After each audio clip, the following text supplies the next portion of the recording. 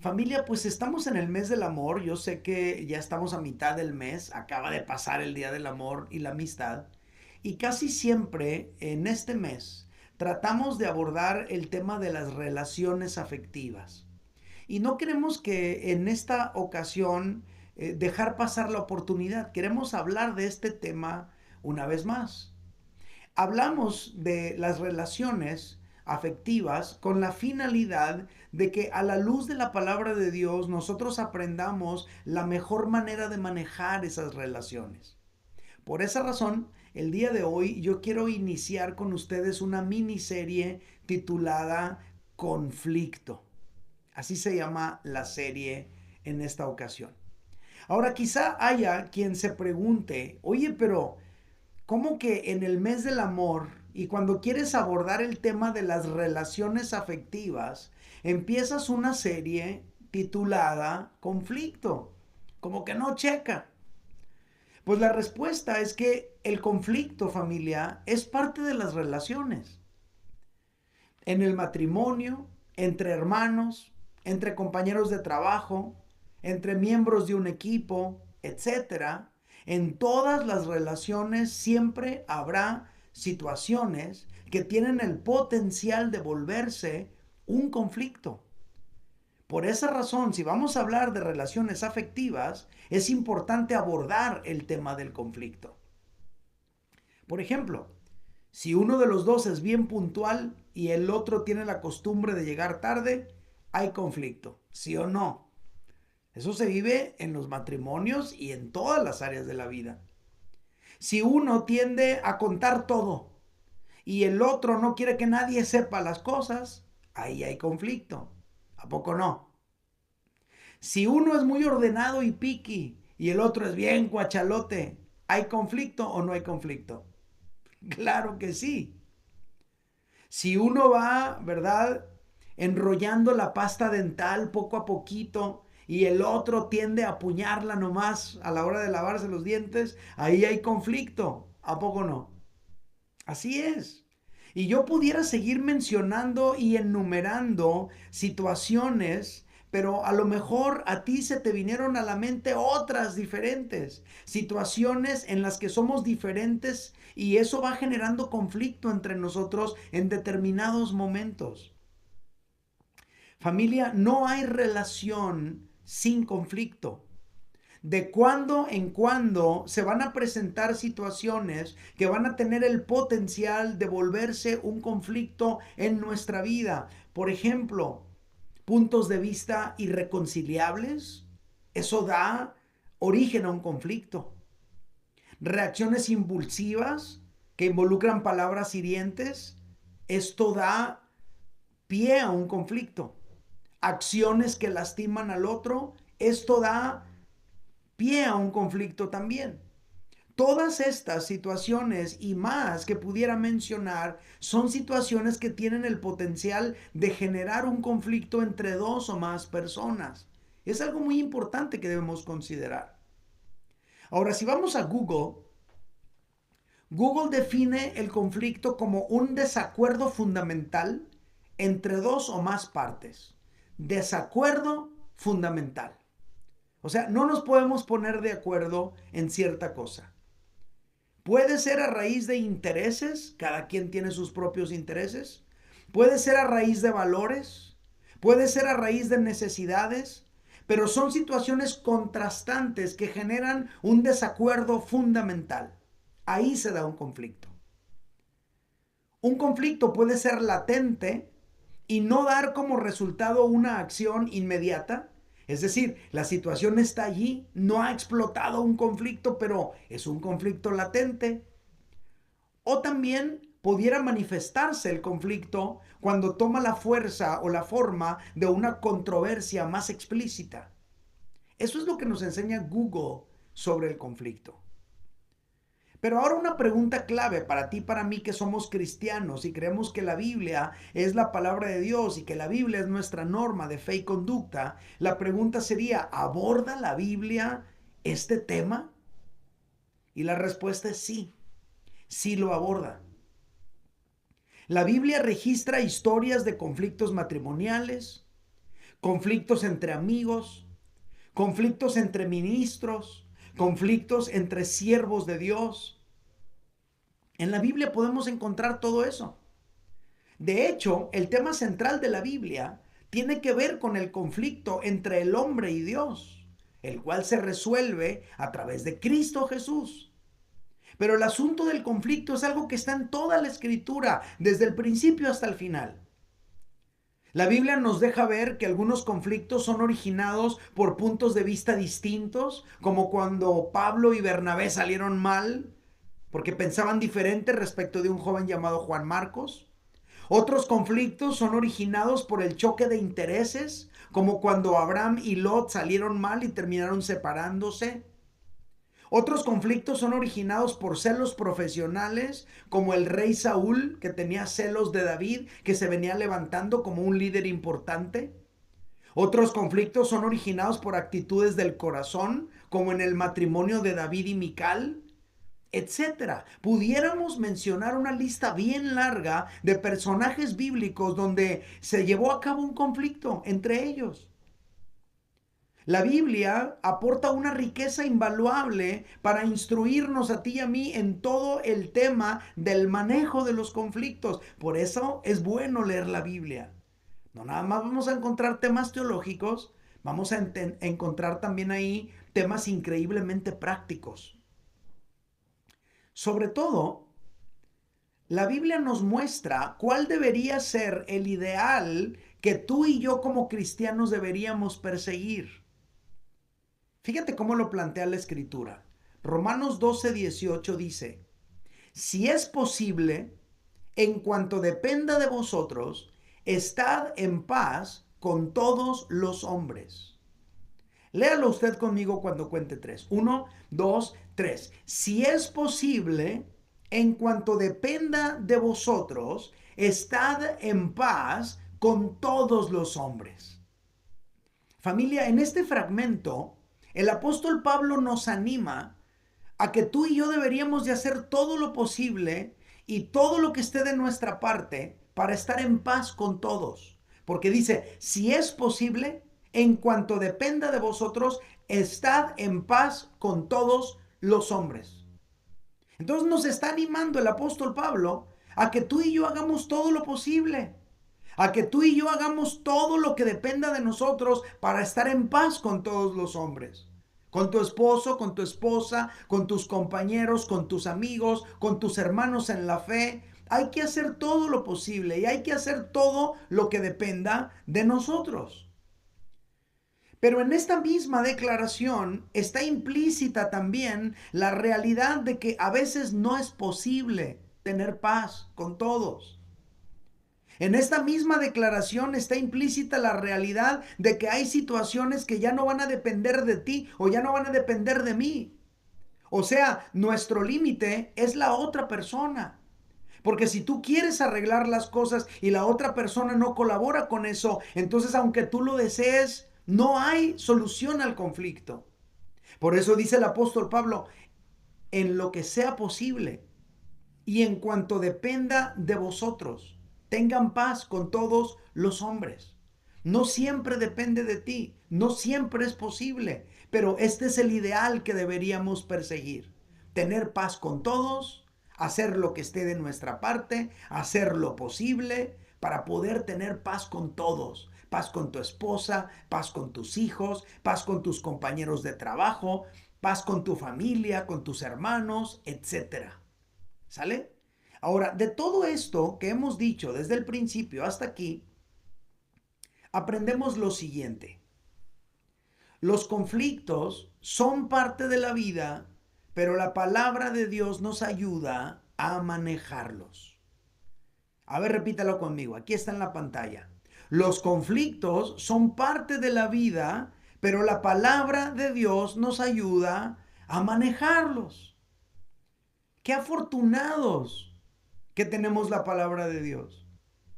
Porque los conflictos son parte de la vida de todos, pero no todos tienen la palabra de Dios. Y tú y yo sí la tenemos. La palabra de Dios nos ayuda a manejar los conflictos. ¿Cómo nos ayuda la palabra de Dios a manejar los conflictos? Bueno, Cuando tú y yo revisamos lo que la Biblia dice, entonces tú y yo encontramos allí ideas, sugerencias, mandamientos, maneras por medio de las cuales tú y yo podríamos manejar los conflictos que pudiéramos tener. El día de hoy vamos a revisar unas palabras de Jesús al respecto. Fíjate lo que dice Jesús. Lucas 17, versículos 1 al 3 dice: Dijo Jesús a sus discípulos: Imposible es que no vengan tropiezos, mas ay de aquel por quien vienen. Mejor le fuera que se le atase al cuello una piedra de molino y se le arrojase al mar, que hacer tropezar a uno de estos pequeñitos. Verso 3. Mirad por vosotros mismos. Si tu hermano pecare contra ti, repréndele, y si se arrepintiere, perdónale. Aquí Jesús está hablando de lo triste que es que alguien haga tropezar a otro que apenas está empezando a poner su fe en él. De eso se trata estos versículos. Dice: ay de aquel que hiciera tropezar con alguna situación a un pequeñito. Ese es el centro de estas palabras. Pero en estas palabras, tú y yo también podemos aprender mucho acerca de los conflictos interpersonales. Por ejemplo, ¿qué situaciones sobre los conflictos nos muestra Jesús en estas palabras? Número 1, primer lección, lo primero que aprendemos: la ausencia de conflictos es imposible. Qué impresionante la perspectiva de Jesús. Una vida sin tropiezos, una vida sin conflictos, una vida sin situaciones con otros, Jesús dice, es imposible. Y si lo dice Jesús, es la verdad. Lo dijo así, Lucas 17:1. Imposible es que no vengan tropiezos, mas ay de aquel por quien vienen. O sea, tropiezos va a haber, pero no seas tú quien los provoque. Este dato, familia, es muy importante porque si alguien está buscando, por ejemplo, un matrimonio sin conflictos, sin tropiezos, pues no lo vas a encontrar. Y te la puedes pasar de matrimonio en matrimonio solamente para descubrir que no te vas a encontrar uno solo, sin tropiezos, sin conflictos, sin situaciones. Hay quienes están buscando una familia, una iglesia perfecta, sin tropiezos, sin conflictos. No lo hay. Es imposible, nos dice Jesús. Entonces, la óptica de Jesús, más que ser pesimista, es una perspectiva realista, es una óptica realista de la vida. La óptica de Jesús desmantela esa falsa idea de una relación matrimonial ideal, como en las películas, o una amistad ideal, o un equipo ideal, o una familia ideal, o una iglesia ideal, donde nadie se enoja, donde nadie sale mal con nadie, donde nunca nada malo pasa. Es imposible, es irreal, no existe.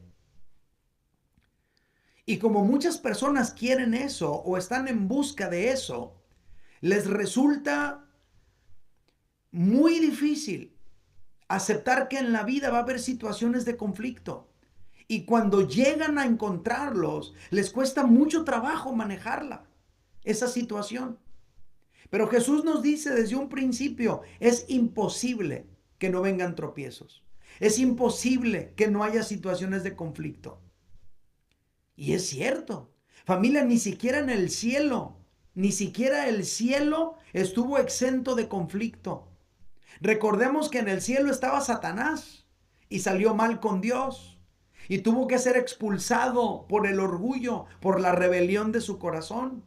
O sea que ni siquiera el cielo estuvo exento de conflicto. Con razón Jesús dice, es imposible. Así que si alguien está luchando batallando, sufriendo para asimilar la realidad de que en la vida habrá tropiezos, yo te digo con todo mi cariño, acéptalo de una vez. Los conflictos son posibles, los conflictos son reales, los conflictos son comunes. La palabra griega que se traduce tropiezo en este fragmento que leímos, en este pasaje, es skandalon, de donde viene la palabra escándalo. Y podría traducirse como tropezadero, piedra de tropiezo, trampa, delito, caída, caer, ocasión de tropiezo, etcétera.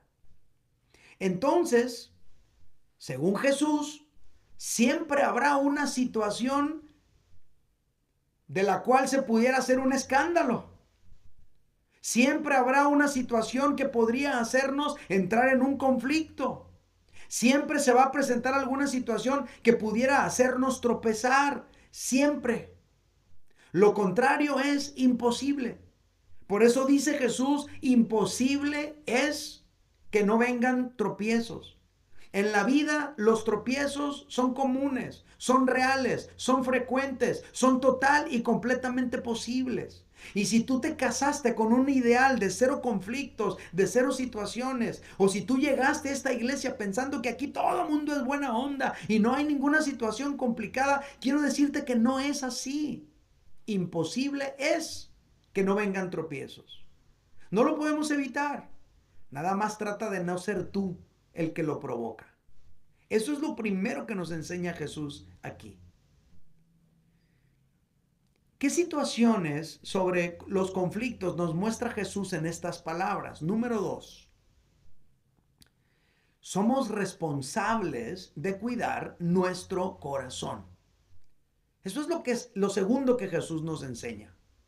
Ante un conflicto, cada uno de nosotros, tú y yo, somos responsables de cuidar nuestro propio corazón.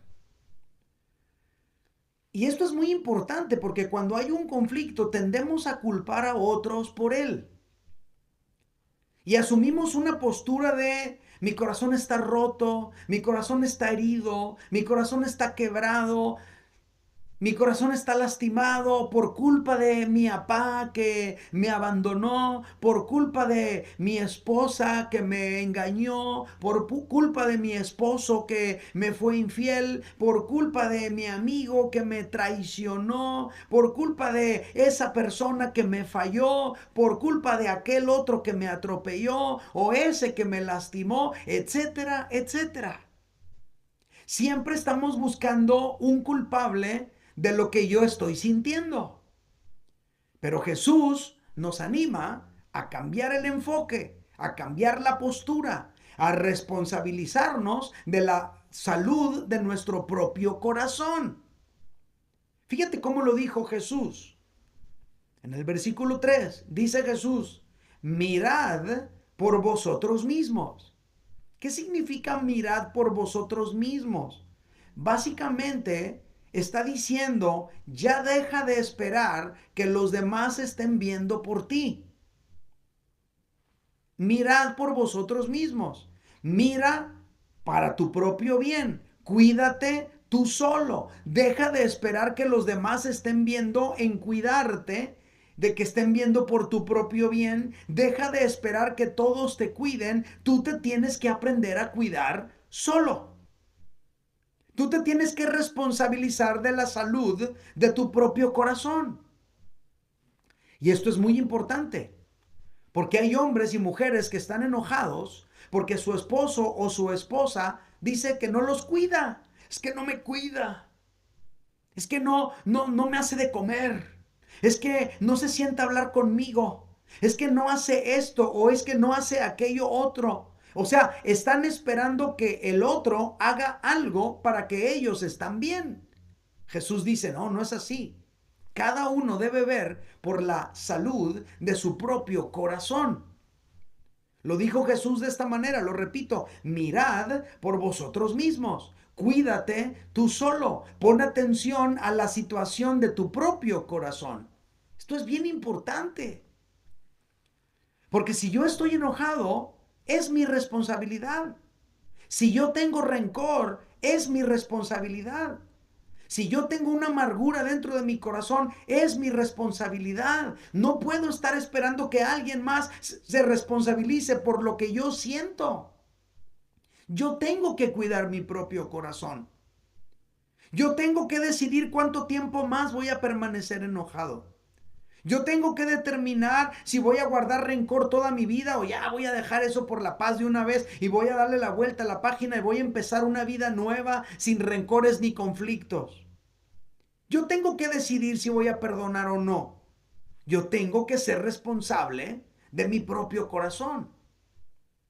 Mirad por vosotros mismos. Nadie va a mirar por ti. Tú tienes que mirar por ti mismo. Tú tienes que tomarte el tiempo de analizar tu propio corazón.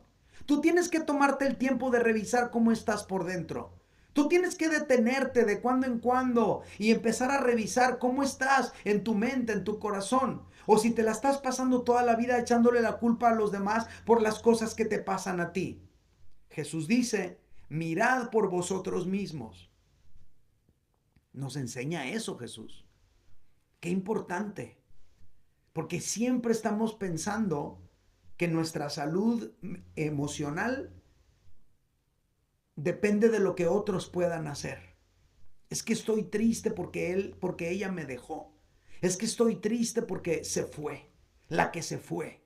Y siempre tenemos una explicación de lo que otra persona hizo para poder decir cómo estamos nosotros. Es que cuando yo era niño a mí mi papá no me abrazaba ni me besaba. Es que cuando yo estaba chiquito a mí sufrí mucha violencia. Y entonces estamos tratando siempre de justificar cómo somos nosotros en base a lo que otras personas nos hicieron.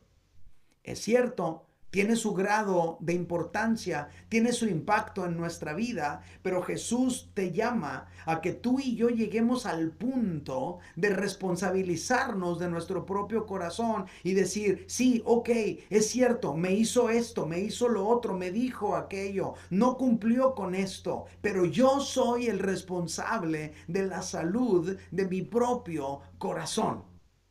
Jesús dice, mirad por vosotros mismos. Nadie va a mirar por ti. Es algo muy interesante y muy fuerte respecto de los conflictos. Tú puedes determinar qué tanto más vas a durar así. Y número 3 y último, ¿qué otra situación nos muestra Jesús en estas palabras? Lo tercero que Jesús nos muestra en estas palabras es que nuestra actitud debe ser activa.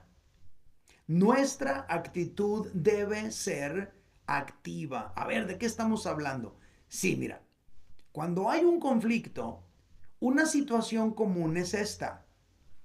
Que me hable ella, que venga él, que me pida perdón, que reconozca, etcétera. O sea, yo aquí estoy esperando que el otro se ponga las pilas y haga lo que tiene que hacer.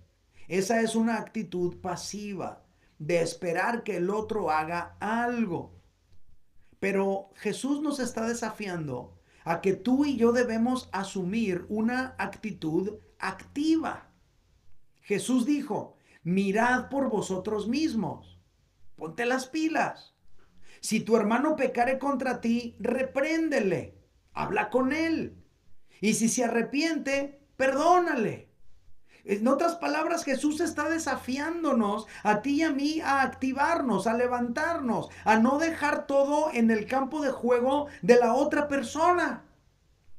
Jesús no dice, espera a que te busque. Él dice, ve y búscalo tú, repréndele.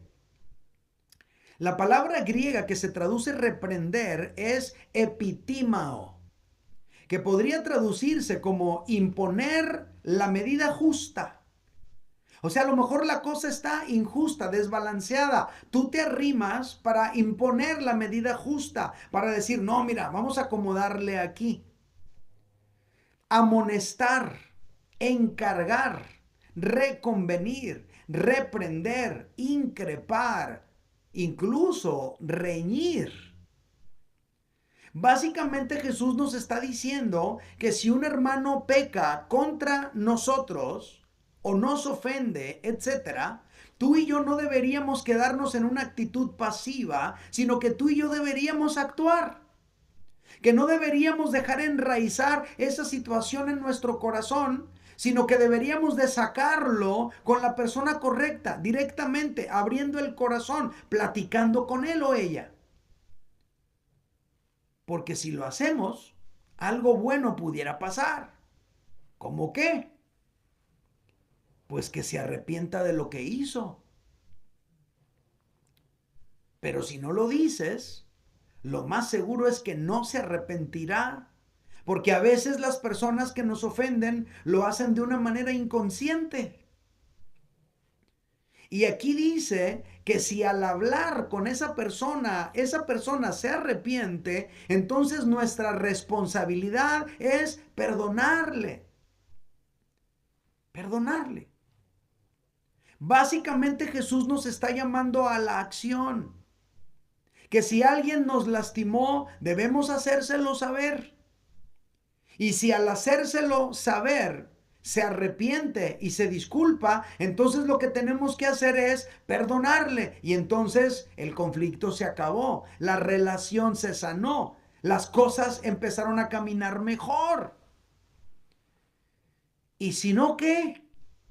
Pues si no, entonces yo tengo que ver por mí mismo. Tengo que cuidar mi propio corazón. Entonces, por mi propio bien, aunque la persona no reconozca su parte, de todas maneras yo lo perdono porque así voy a mantener mi corazón sano. Y entonces ahí muere la cosa otra vez. Entonces, por cualquiera de los dos lados que ataques la situación, tú vas a salir ganando, porque tu corazón se va a limpiar. Es lo que Jesús nos enseña. ¿Qué nos enseña Jesucristo sobre el conflicto en estas palabras que leímos? Número uno, lo que Él nos enseña es lo siguiente: la ausencia de conflictos es imposible. Habrá conflictos, nos guste o no, lo creamos o no, habrá conflictos. Es mejor que lo aceptemos a que estemos negados a una realidad. En segundo lugar, Jesús nos enseña que somos responsables de cuidar nuestro propio corazón. No podemos estar esperando que los demás nos cuiden. Nosotros tenemos que cuidar nuestra propia salud emocional. Y número tres, nuestra actitud ante el conflicto debe ser activa. En lugar de estar esperando que los demás vengan a arreglar las cosas y yo esperar aquí, yo debería hacer mi parte para arreglar las cosas. Escuchar esta plática puede ser que tú y yo digamos, ay, pues qué fácil, ¿verdad? Son las cosas así como la plantea el pastor. De repente tú y yo podemos sentir como que, ay, qué fácil lo platica, qué fácil lo cuenta, pero en la realidad no es así. Alguien puede sentirlo. No es tan fácil mantener puro nuestro corazón.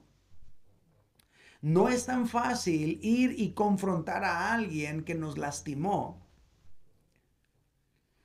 Muchas veces cuando estamos viviendo conflictos con alguien, estamos luchando mucho acá dentro de nosotros, en nuestra mente, en nuestro corazón, y tenemos demasiados pensamientos rondando nuestra vida y no siempre tenemos con quién hablar.